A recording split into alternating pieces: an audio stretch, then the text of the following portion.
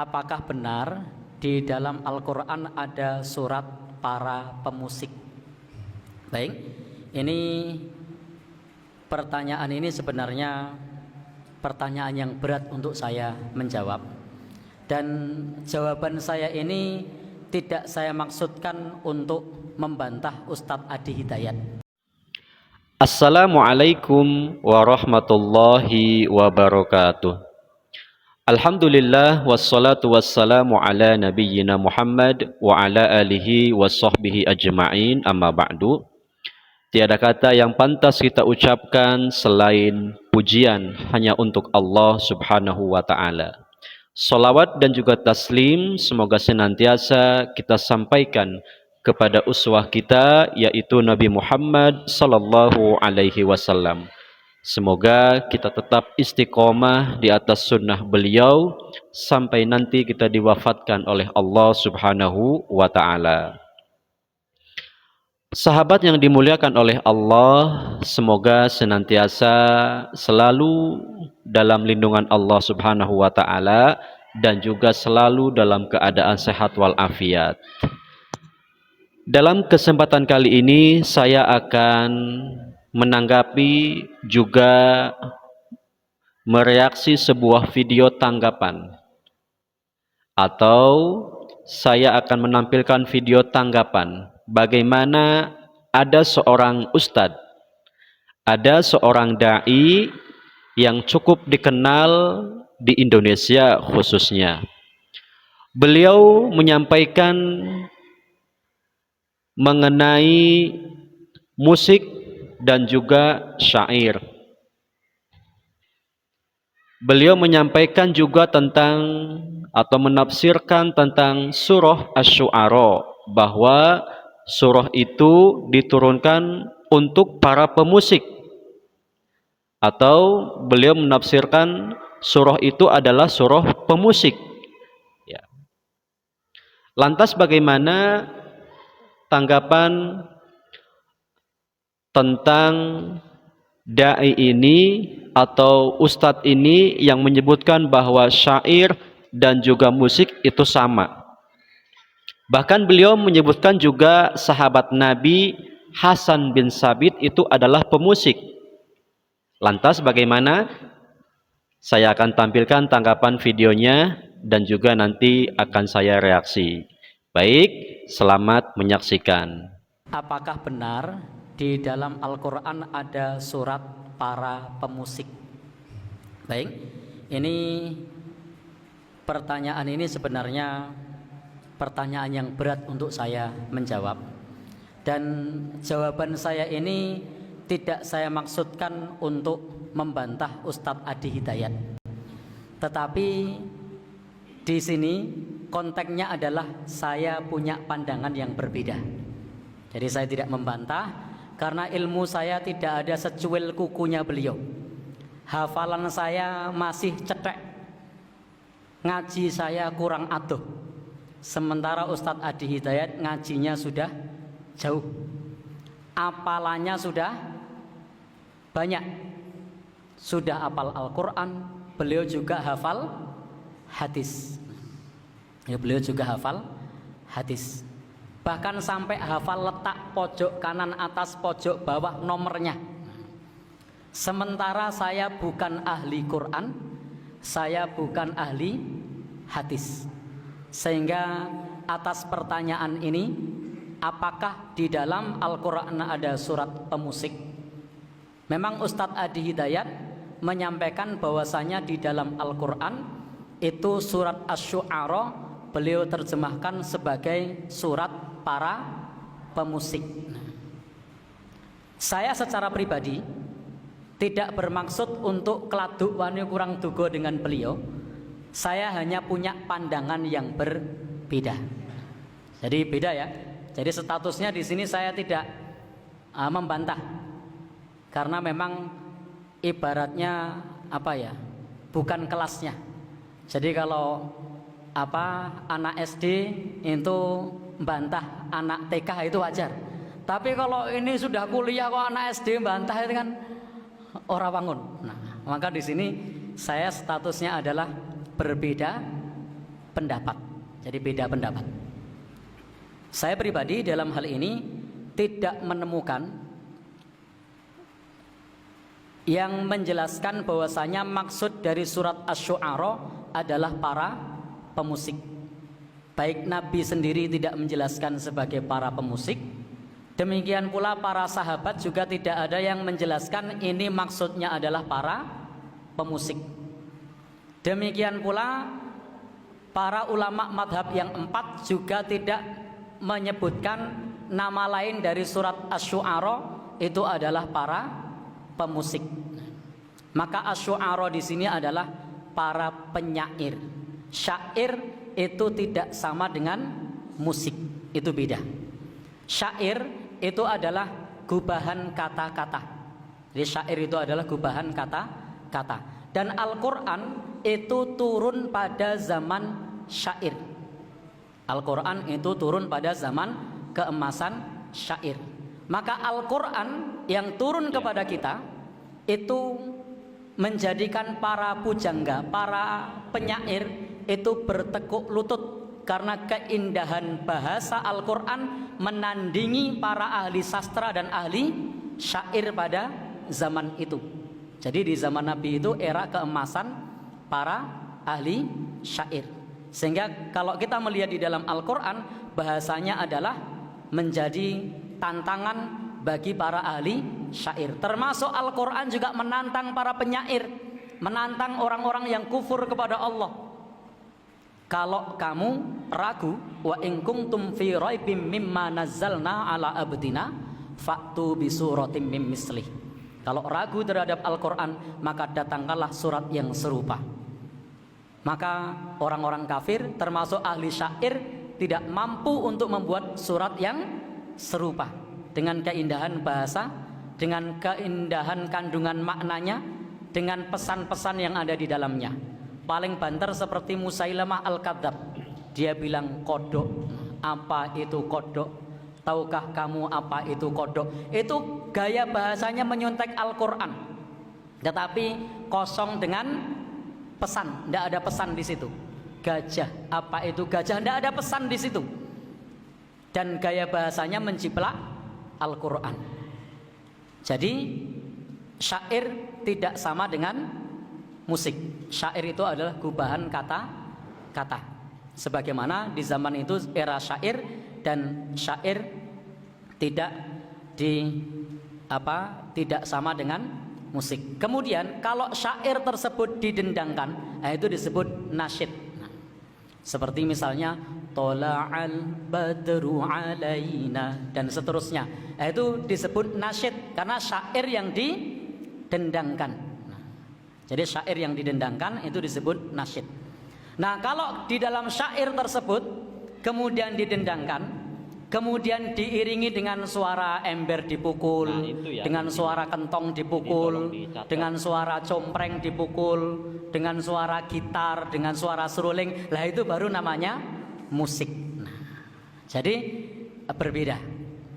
Maka kalau pertanyaannya adakah di dalam Al-Quran surat para pemusik, untuk saya pribadi karena kedangkalan ilmu saya tidak menjumpai adanya para sahabat, para tabi'in, para tabi'ut tabi'in yang menjelaskan kepada kita bahwa surat Asy-Syu'ara maknanya adalah surat para pemusik. Demikian pula dengan seorang sahabat yang di samping Nabi, siapa namanya? Hasan bin Sabit atau siapa? Itu juga bukan seorang pemusik. Jadi dua hal yang berbeda. Maka kalau pertanyaan tadi adakah surat para pemusik, maka jawaban saya tidak menemukan. Saya tidak menemukan penjelasan para ulama yang menafsirkan surat Asy-Syu'ara adalah surat para pemusik. Nah, begitu nggih. Wallahu alam bishawab. Baik. Jadi intinya ikhwah fillah, tadi disampaikan oleh Ustadz Mujiman. Jadi beliau ini adalah da'i atau ustadz ya, mubaligh Muhammadiyah, dan beliau namanya cukup dikenal di kalangan Muhammadiyah. Jadi inti dari yang beliau sampaikan itu adalah bahwa musik dan juga syair itu beda. Syair itu adalah kata-kata yang digubah, kata beliau, atau kata-kata yang dilagukan, maka itu menjadi apa? Nasyid, bukan musik. Sedangkan musik itu adalah bunyi yang dimainkan, kemudian ada suara. Contohnya kita memainkan musik piano, memainkan seruling, memainkan biola, maka itulah musik, ya. Ada alatnya, dimainkan, kemudian itulah yang namanya musik. Kalau syair itu adalah kata-kata yang digubah. Mungkin saya bisa contohkan ya ikhwah fillah. Ada ungkapan begini, ya. Hasbi Rabbi Jallallah mafi qalbi ghairullah. Itu adalah syair, kata-kata. Kemudian kalau dinadakan maka menjadi nasyid dengan catatan tanpa suara musik. Contohnya, Hasbi Rabbi Jallallah ma fi qalbi ghairullah. Nah, itu adalah nasyid, tidak ada musiknya. Jadi jelas ya ikhwah fillah, tadi Ustadz Mujiman membedakan musik dan juga syair itu beda, tidak sama. Dan juga beliau menyebutkan tentang tafsir atau surah Asy-Syu'ara. Beliau menyebutkan surah Asy-Syu'ara itu adalah para penyair, bukan para pemusik. Beda ya ikhwah fillah, beda. Kemudian juga Hasan bin Sabit, beliau itu bukan pemusik tetapi penyair. Paham ya ikhwah fillah sampai sini? Jadi video ini bukan dibuat untuk memecah belah, tetapi harapannya bisa menambah khazanah kebaikan buat umat. Dan saya juga mengakui bahwa ilmu saya tidak sebanding dengan beliau yang mengatakan bahwa musik dan juga syair itu adalah sama. Saya sengaja tidak sebut namanya, mungkin teman-teman paham siapa yang menyampaikan. Lantas bagaimanakah hukum musik itu? Nah, saya juga akan sampaikan ini tanggapan oleh Ustadz Khalid Basalamah hafizahullahu ta'ala.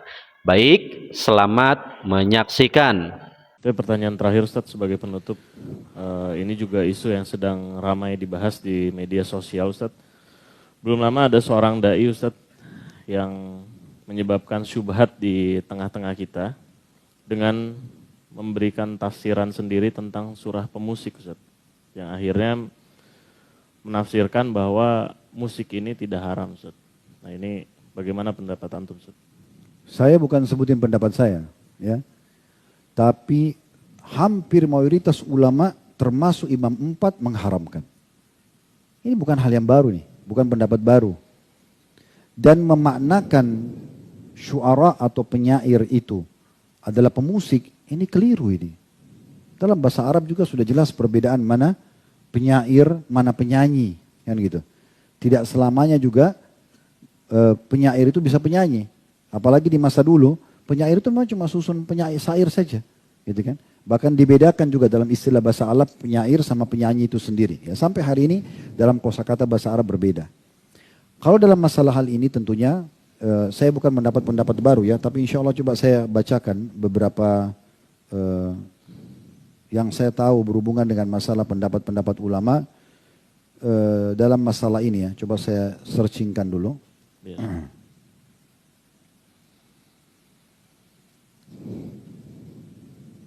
Ya, ada perkataan Abdullah bin Umar radhiyallahu anhu.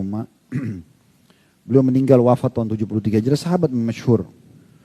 Beliau mengatakan, ya, pada saat melewati sekelompok orang, terjemahnya saja, melewati sekelompok orang yang sedang melakukan ihram, mau umrah, mau haji. Lalu kemudian di antara mereka ada seorang yang bernyanyi, sambil ihram, sambil dia bernyanyi. Maka kata Abdullah bin Umar kepada orang yang bernyanyi itu, ingatlah, aku berdoa kepada Allah, semoga doa-doamu tidak diterima. Abdullah bin Umar mendoakan si penyanyi itu supaya doanya tidak diterima. Ya. Begitu juga dengan Abdullah bin Abbas radhiyallahu anhu yang meninggal tahun 68 Hijriah. Beliau mengatakan seluruh alat-alat musik atau ma'azif hukumnya haram. Bahkan beliau mengatakan beduk, gendang dan sejenisnya juga serta seruling masuk dalam hukum haram. Ini perkataan sahabat, ya. Ini teman-teman bisa melihat tentunya tidak asing di dalam buku-buku yang sangat masyhur. Seperti misalnya, kalau tadi pendapat Abdullah bin Umar itu dari kitab Zammul Malahi, ya. Zammul Malahi di nomor 17, di halaman 17, dan juga Talbis Iblis yang tulis oleh Ibnu Qayyim di halaman 240. Ya. Kemudian juga kalau yang tadi Abdullah bin Abbas radhiyallahu anhuma yang mengatakan haram alat-alat musik atau ma'azif itu diriwayatkan oleh Al-Baihaqi dalam sunan beliau serta juga disahihkan oleh para ulama. Ya. Begitu juga dinukil pendapat-pendapat para ulama-ulama yang masyhur dari Imam 4 pun sama pendapat-pendapat mereka. Mungkin ini kalau saya ingin bahas cukup panjang tapi teman-teman bisa nanti melihat ya. Tapi kita coba mulai dulu dari kalau dari generasi setelah sahabat ada Umar bin Abdul Aziz yang beliau wafat tahun 101 Hijriah. Beliau jadi khalifah waktu itu tahun 99 selama 2 tahun sampai 101. Beliau mengatakan pada saat menulis surat kepada guru anaknya. Beliau mengatakan kepada guru anaknya, hendaklah yang pertama kali engkau tanamkan keyakinan pada anak-anakku dari akhlakmu adalah membenci alat-alat musik. Jadi Umar bin Aziz berkata kepada guru anak-anaknya, yang paling pertama kau sampaikan kepada anakku, kau harus tunjukkan kalau kau benci musik itu. Ya.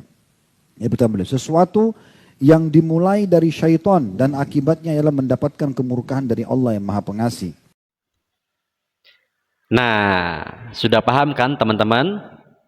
Jadi pada intinya beliau menyampaikan itu bukan pendapat beliau.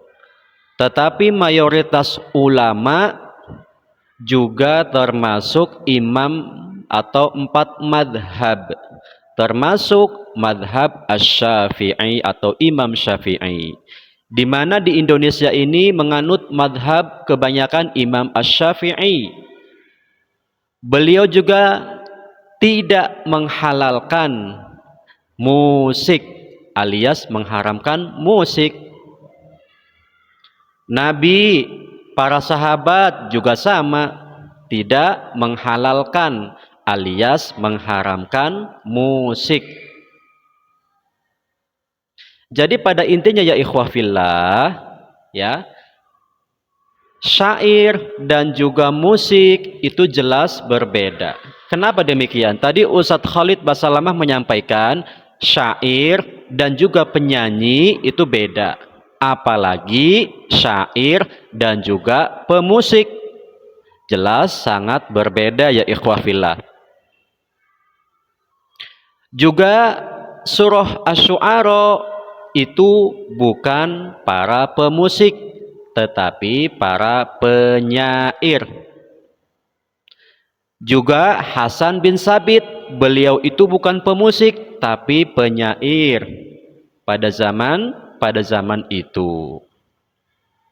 Silakan ikhwah fillah, ya, ambil mana pendapat yang paling baik, mana pendapat yang paling kuat. Kalau saya sih ambil pendapat sesuai dengan pemahaman para ulama yang kuat. Sebab tidak ada satupun dalil yang mengatakan, ya, baik dari sahabat, tabi'in, tabi'ut tabi'in, dan juga ulama-ulama yang siqah, tidak ada yang mengatakan bahwa musik itu boleh, apalagi halal. semua jumhur ulama mengatakan bahwa musik itu adalah haram. Tadi beliau menyampaikan bagaimana ada seseorang yang mendoakan, ya, intinya yang mendoakan tidak baik kepada seseorang itu.